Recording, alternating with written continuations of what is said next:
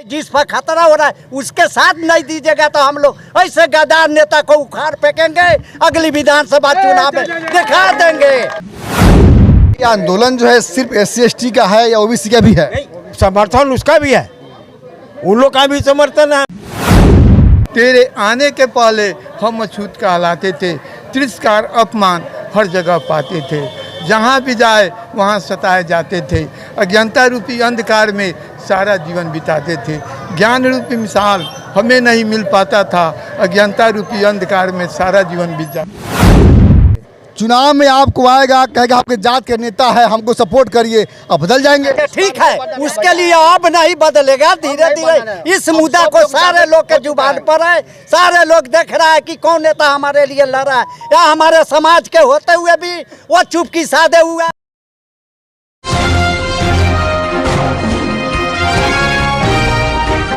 भारत बंद के विरोध में भीम आर्मी के सभी कार्यकर्तागण यहाँ मौजूद हैं।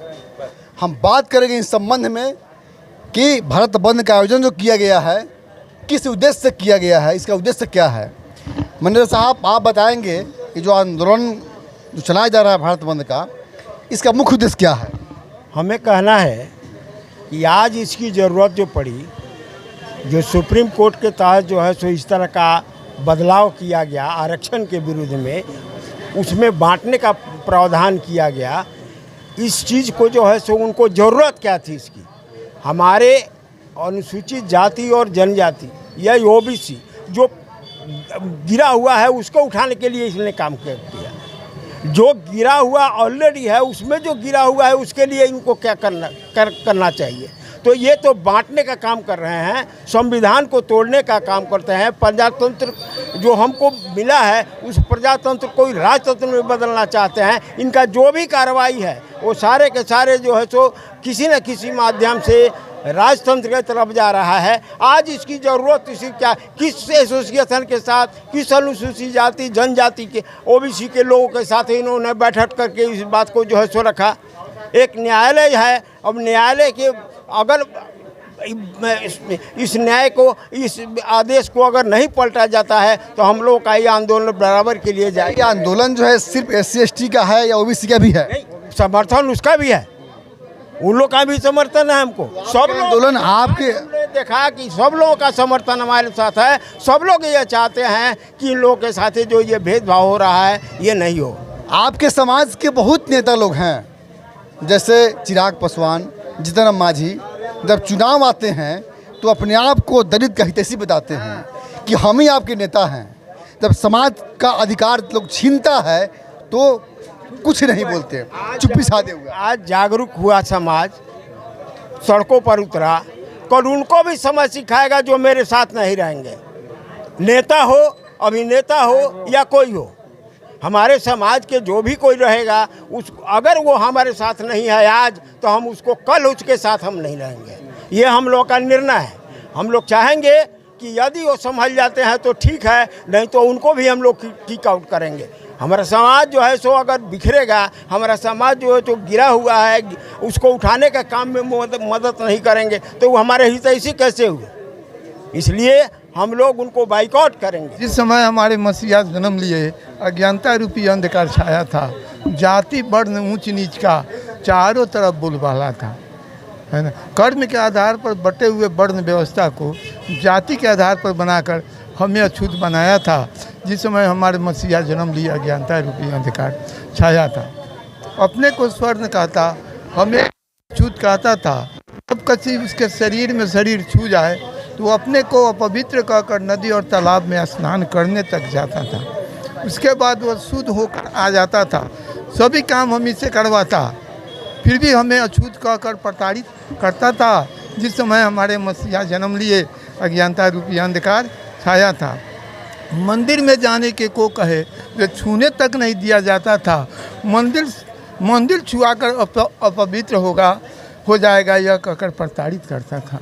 जिस समय हमारे मसीहा जन्म लिए अज्ञानता रूपी अंधकार छाया जाए। मेरी एक कविता है जो मेरे आंख से आंसू गिर जाता है कि आपस में जब हम बट जाएंगे अपने मसीहा के स्वप्न को पूरा नहीं कर पाएंगे। तो पहले सुन, ऐ दलितों की मसीहा 100 बार तुम्हें प्रणाम, तूने ही फूका दलितों के लिए संगनाथ। तेरे आने के पहले हम अछूत कहलाते थे, तिरस्कार अपमान हर जगह पाते थे, जहाँ भी जाए वहाँ सताए जाते थे।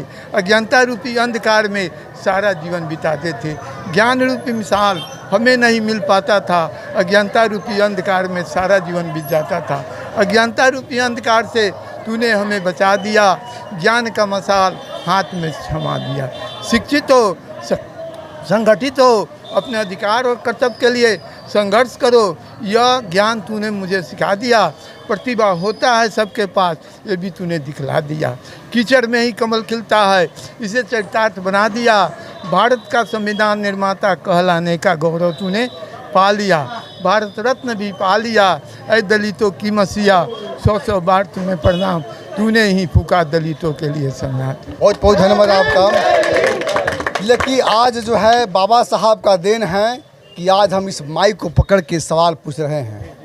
बाबा साहब ने कहा था शिक्षा वो शेरनी का दूध है, तो जितना पिएगा उतना दहाड़ेगा। हिंदू को जब मौका मिला तो मंदिर बना दिया, और मुसलमान भाइयों को मौका मिला तो उन्होंने मस्जिद बना दिया। लेकिन एक गरीब का बेटा जिनको पढ़ने का अधिकार नहीं दिया गया, उसने संविधान को लिख दिया। तो मेरा कहना है कि जो हक हमारे बाबा जी दिए हैं उसमें छेड़छाड़ मत करो। देखो, समझ लो, सोच लो, ये दूसरा कोई नहीं है, ये बहुजन सोया हुआ शेर है। इसे छेड़ो नहीं तो जग जाएगा, तो छोड़ेगा नहीं। इस आंदोलन के संबंध में क्या कहना चाहेंगे? देखिए, ये आंदोलन जो हो रहा है, जो सुप्रीम कोर्ट द्वारा जो संशोधन किया गया है, जो पहले का जो बना हुआ कानून था उस पर संशोधन करके विभाजन किया जा रहा है, जिसके विरोध हम लोग जो भी भीम आर्मी द्वारा जो बंदी किया गया कि इनका कहना है कि हम लोगों को जो पहले से आरक्षण जो मिल रहा था जिस आधार पर, उसी आधार पर आने दिया जाए। अब संशोधन करेगा, बाद में बारी बारी तो हटा दिया जाएगा, तो इससे आदमी को परेशानी बढ़ेगा। सुप्रीम कोर्ट के द्वारा SC ST समाज का जो भी संविधान में आरक्षण मिला हुआ है, ठीक है, उस आरक्षण में यह सुप्रीम कोर्ट ऑर्डर दिया राज्य सरकार को कि वर्गीकरण करने के लिए कि इस दलित समाज में जैसे मान लिए कोई अधिकारी हो गया, कोई नेता हो गया, उसको आरक्षण का लाभ ना मिले, उसको क्रीमी लेयर लगाए, सबको क्रीमी लेयर लगाने के लिए हो रहा है। आरक्षण को बांटने की साजिश क्यों हो रहा है? हम लोग को अनुसूचित जाति, अनुसूचित जनजाति में जो आरक्षण हम लोग को मिला हुआ है, बाबा साहब के देन है 22.5%, उसमें वर्गीकरण सरकार, सुप्रीम कोर्ट राज्य सरकार को ऑर्डर दिया है करने के लिए। लोग अगली जो विधानसभा आ रहा है, चिराग पासवान हो या जीतनराम मांझी, उनको हम लोग सबक सिखा देंगे कि हमारी मुद्दा पर वो लोग क्यों चुपकी साधे हुए हैं। अपनी कुर्सी बचाने के लिए जिस पार्टी के तहत है, क्या यही है जिस समाज के लिए आपकी बच्चे का भविष्य जुड़ा हुआ है, जो यति है जिस पर खतरा हो रहा है, उसके साथ नहीं दीजिएगा तो हम लोग ऐसे गद्दार नेता को उखाड़ फेंकेंगे, अगली विधानसभा चुनाव में दिखा देंगे।